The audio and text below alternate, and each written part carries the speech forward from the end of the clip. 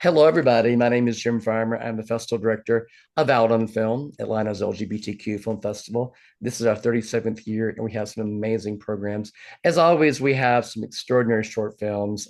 One of the exceptional short blocks that we have is called Empowerment Documentary Shorts, and we have six extraordinary films. I'm so proud of this program, and I cannot wait to share this with our audience. So, thank you all filmmakers for sharing these films with us. I cannot wait for our films to see these. So we're going to talk to our filmmakers right now. Let's talk to the team from Trans 7, Pennsylvania. Hi, that's me. My name is Hansen Bursic. I'm the director producer of Trans 7 Pennsylvania.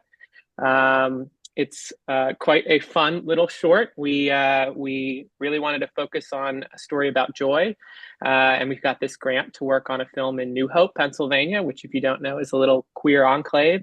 Uh, and so we found this amazing story that was centered around the long history of the Raven Bar and how it evolved from being just traditionally just a space for gay men Mhm. and lesbians, and then kind of evolved into being a place for trans women as well, and their amazing legendary parties. So, Great. Thank you so much. Let's move on to Shade in the Sunshine State. Hi, I'm Olivia. You actually have three of us here today from Okay. Shade in the Sunshine Okay. State. I'm the co-director, co-producer, and lead editor on the film, Yeah. and Julio and Jake. Yeah, Uh, I'm yeah, a co-director and producer for the film. And I'm Jake. I am the director of photography for this film. Oh, great. Thank you. yeah. Our film was about the ballroom scene in Miami and their fight against anti-LGBTQ plus legislation in Florida. Great. Pup Perfect. It's You're muted. audio. There we go. Audio's good. Hey, hi y'all. I wish I'd gotten to see all your films ahead of time so I could, bounce things back with you. But I did. I'm Henry Baker. I produced, directed, edited, um, with the help of my husband too. A film about pups who, if you don't know pups, they have these. Oops, it's sort of plugging out. Uh, these hoods that they put on, and they pop out. See the film, you'll know more about it. But I knew nothing about it when I entered it, and one of the pups said, "What's your next film? What's your next film?" I said, "I don't know." He said, "Do it about me." So Pup Mowgli is in the film, and it's all about pup headspace and how leather communities spawn the pup world, and now it's a pet world. So there's pets, pups, leather. It's a big world. Okay. Great. I was here. Hi, I'm Allison Richards, and I also wish I had had a chance to see your films. So far, they sound amazing, and I can't wait to check them out. So I'm Allison Richards, and I directed a short documentary called "I Was Here," which is actually about my wife and her journey getting a tattoo post mastectomy after recovering from breast cancer treatment. And so we wanted to make something that sort of shows a side of cancer, and particularly, I think, part of a queer journey that you don't see a lot. And it's obviously a pretty heavy topic, but it's also, I think, we wanted to make something joyful. So I'm excited to be here. Great. Thank you so much. Handwoven. Hi, I'm Dasha, the producer director of Handwoven. Handwoven is a lyrical portrait of Nikal Begay, a non-binary Navajo shepherd weaver, and how they're able to maintain their tradition and culture while facing all the stigma and just everything that you wouldn't necessarily expect from a small Native community. Great. I want to go around the room again and sort of find out where are each of you in your festival run right now. We'll start again with Trans Heaven. oh, it feels like we're like smack dab in the middle. Okay. We premiered at Frameline back in June, and we've been going all over the place, and we're about to have a very, very busy October. So Nice. we're excited. Congratulations. Shade in the Thank you. Sunshine State. we're kind of at the beginning. We just finished the film in late May. and are just now hearing back from a handful of festivals. It's a pretty exciting time for us. Congratulations. Pup Perfect. And we are about midway through, I imagine. Mhm. We're in about 36 different festivals so far. And I do thank you, Jim. This is the first Q&A. So Oh, I'm wow. really excited that the I'm festival, your honored. festival, does this. Yeah. Oh, this is something that means a lot to me professionally Yeah. and personally. I mean, without you all, I wouldn't have a job. And Uh, I thank you. Thank you all. And well, to all the filmmakers, I think really appreciate this because Thank you. we submit to many festivals and some of them just send a laurel. It's like that doesn't really help us, but this sort of really helps all of us Well, thank you. grow and learn our trade. Well, thank you all so much. It means a lot that you're all here. Sometimes when you're putting together these programs, you have no idea who's going to be here. So the fact that we have 7 people here, it means a lot to me. That's great. Thank you all so much for taking the time. I was here. Yeah, we're sort of in the middle as well. And this is actually our first, so it's a Canadian film. We played a number of Canadian film festivals, which is we had played in Toronto, which is sort of home city crowd, which was really awesome.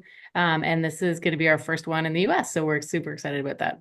We're excited too. And handwoven. Yeah, we just started our festival run. We're in 7 festivals so far, and we won our first one, so it's Nice. a good start. Congratulations to all of you.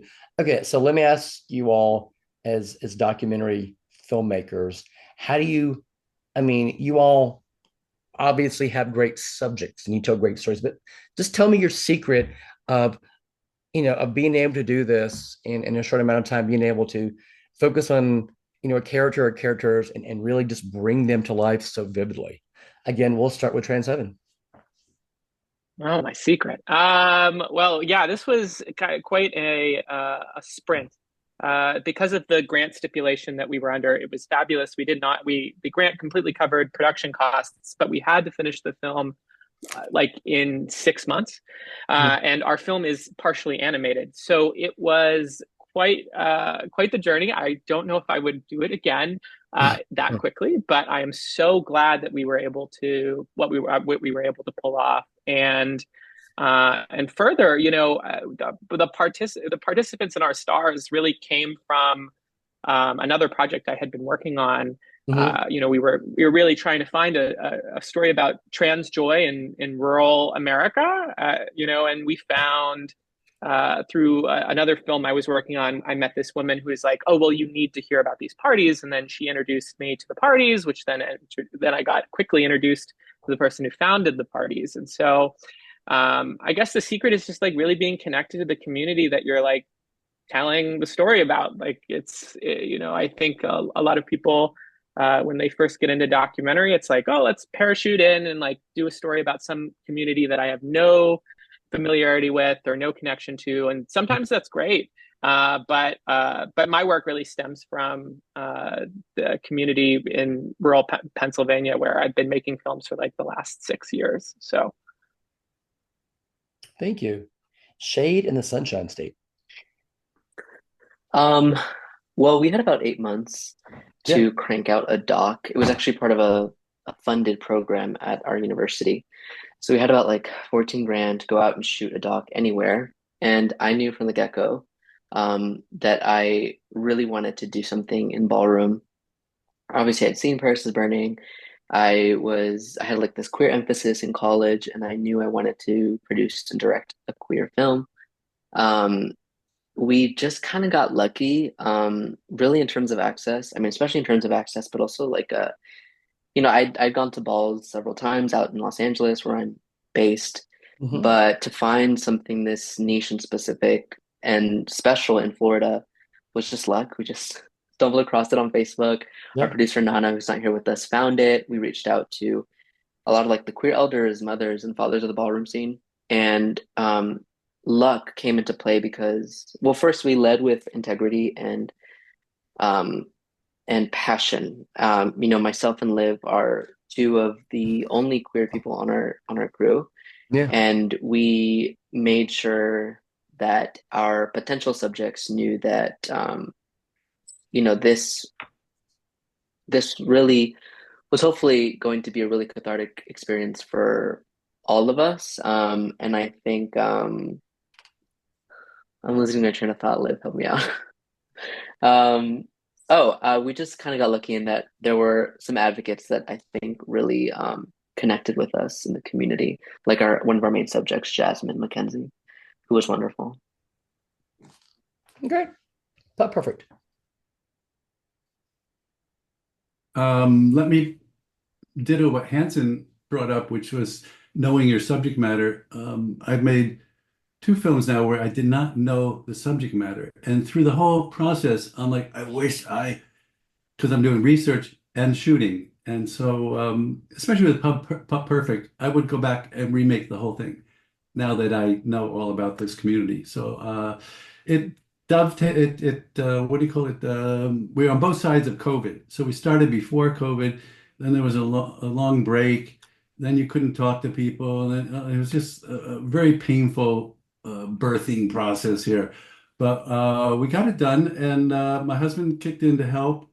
The pups were not as helpful as I thought they might be, because they sort of suggested it to me to do it, and then they sort of did their pup thing, and like, you really can't depend upon a dog other than love and affection, and when you feed them. I'm joking there, but no, they're all fantastic people, and it was amazing to see the variety of pups that are there, and we have a kitten also in the film, and the dynamics between different pups and little pup, the moshes and the groups and stuff. So it's a big. What I do mostly is to keep myself busy in retirement, to make films about gay issues, and I seem to trend towards gay fetish issues. Okay, great. That's it. I was here. Yeah, so my background is more from narrative fiction films, and so this was my first documentary, and I found that because it was such a personal subject matter, we really just tried to keep it really small and intimate, and that was sort of the thing, is trying to bring on people that we were really comfortable with. We had an amazing DP who came and was able to make everybody, like, the subject really comfortable, and same thing with editing. We kind of tried to keep it really small but keep people that could kind of show up and knew how to how to make things look beautiful on a shoestring budget, with while also creating a nice intimate environment. We also had the I think probably for all of us were in the COVID vein in some way or another, given the timeline of the release of these projects. So that was another thing, but because it was a very small crew, that sort of worked in our favor for the COVID of it all. Okay, great. And handwoven. Yeah, so similarly, we had a very small crew, and that definitely helped out our case, because we were in a very like isolated, remote location.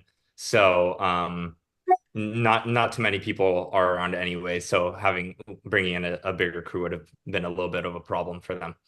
But yeah, no, definitely keeping it more intimate and just trying to immerse ourselves in as much as we can, because as Nikhail, our main subject, is a farmer, a shepherd, and weaver. Like, none of us are indigenous or come from said background. So it was really a matter of immersing ourselves while we were filming. So Okay, great.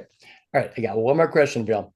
Can each of you talk about the importance of queer representation in your work? And again, we'll start with Trans Heaven, Pennsylvania. Oh, I mean, it's so important. But I feel like that's going to be the common answer here. We think a lot about, how we build, our crews and our teams and build our stories. Especially because of the quick timeline that we had, and the grant stipulations that we were put under, we really wanted to fill our crew with as many trans folks as possible, which was really awesome. And we were able to accomplish a lot of that. So I think a lot of the folks who were participating in the film and a lot of the people who were in the film, whether we used their photography or we had them actually on screen talking, when they were watching the film at the end of the day, they were like, wow, I'm like, I can't believe this. I've never seen anything like this. And that's what really you're going for. And that was like my barometer, like with the people who were in the film, the people who, the folks who started these parties, who created a space that didn't exist, that needed to exist. Those people were telling me, hey, like this film is important. I feel like this film has captured what we're trying to get at, and what the kind of the root of the film or the parties were. And so I'm glad, and I think there needs to be more films about queer joy. And so I was happy to put another film out there that focused on that. Thank you. Shade in the Sunshine State. Yeah, something that was so important to us when we were filming and editing this film was something that Hansen has touched on, which is the representation of queer joy, especially like in our setting, which was Florida. There's so much of what we hear in the media is about all of this horrific legislation that is trying to take away the rights of LGBTQ plus people. And we wanted to show that queer joy and still exists, queer people still exist, and they're fighting against these horrible things with performance and activism. And that was so important to us when we were in pre-production and in post-production and during production. And it was the biggest through line throughout the entire time we made this film. I don't know if Julio or Jake have anything else they'd want to add to that. Not a ton. I just want to say, like, one of our main subjects, Jasmine, made it so easy to showcase like a perspective or a subject that is empowering and not like we'll have talked about this, but we really wanted to, in entering the community and especially in the edit bay, avoid this like pity us trope that I think a lot of queer films in the past have done. So yeah, I love that you mentioned that, Hansen, because queer joy was definitely on the top of our like this has to feel for us as much as possible. Yeah. And just adding a little bit from kind of a perspective that's not in the queer community, I really love doing something about identity, and kind of just delving in on identity and just people and humanity.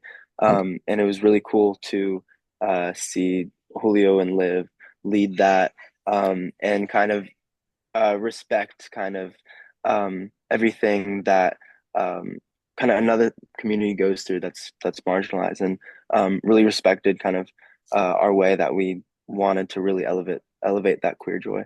Yeah. Thank you. Pup Perfect. As a gay senior, I think